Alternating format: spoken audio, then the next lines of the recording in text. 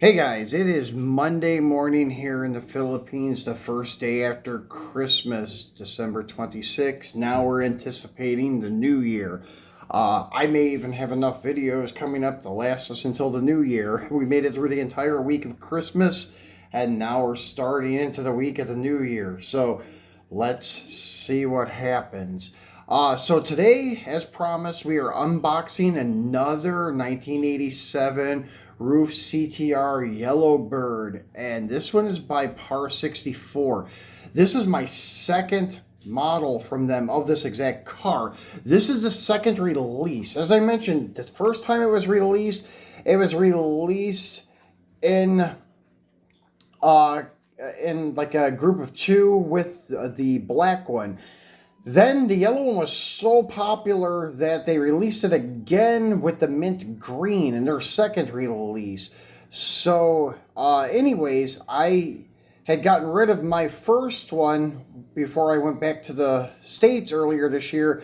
So since Mini GT released one, and I've always wanted to do this comparison of Mini GT and Para64, I went ahead and bought another Para64 because I do like the model and such, and I want to do the comparison. So luckily they did release it again in yellow. So we have two yellow ones to do the comparison on.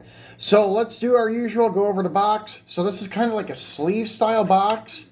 And then on the front, it is transparent with the acrylic display case. Same thing on the top. And on the front, you have 1/64 scale diecast 64 Para, and as most call it, Para64. On the top, you have the RUF logo, and then 64 Para. Once again, 1/64 scale diecast. The end caps are not existent because it is a sleeve, once again, that houses this acrylic display case.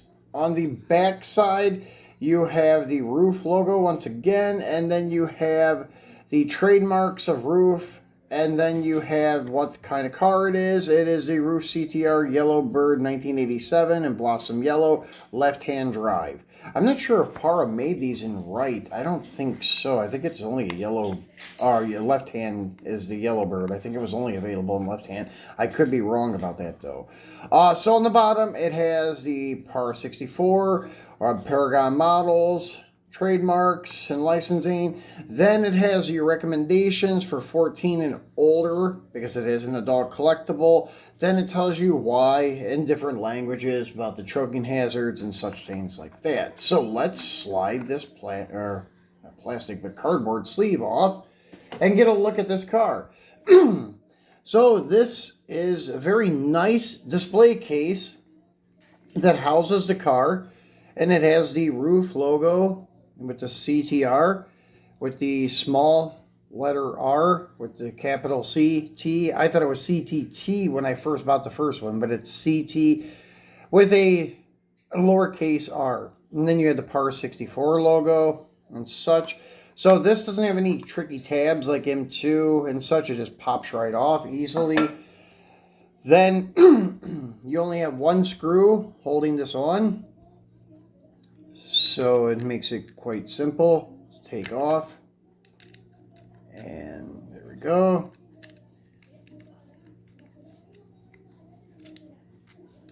So then when the car comes off, there's actually a little insert on the base here that has two tabs that hold it onto the base, and then the two tabs that lock the car in place, making it where you only need one screw, which is kind of a good idea.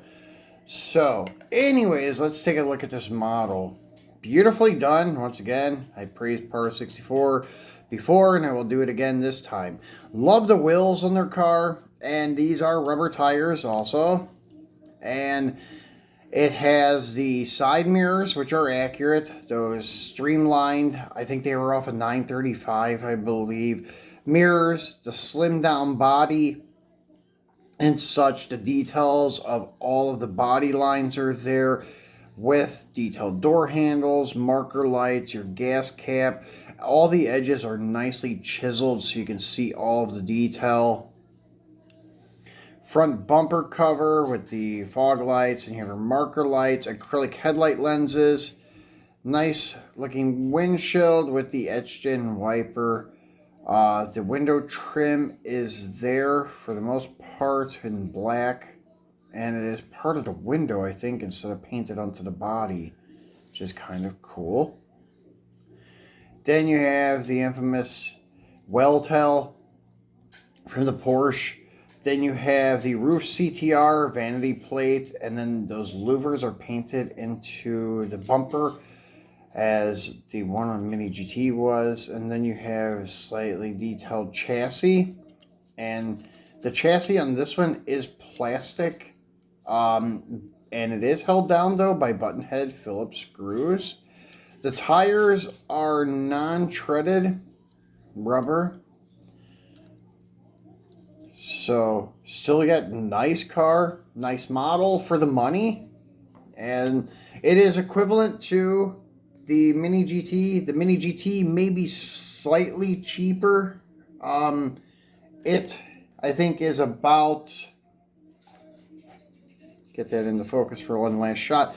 I think the Mini GT is equivalent to maybe $9.50 in the US, and then the Para64 would be between $10 and $11. Because here in the Philippines, the Mini GT version is 499 pesos, so say 500 pesos. That's our suggested retail price here. And the Para64 is 600 pesos. So the exchange rate right now is about 55 pesos per US dollar. So yeah, that makes it about $9 for the Mini GT and around 10 to 11 for the Para64. But as I said, both are nice cars, and we will do our comparison tomorrow of the pros and cons of both. But as you can see, just zoomed in shot of this car, it is a very beautifully done car. So thanks guys for watching, and we will be back tomorrow with our comparison of the two.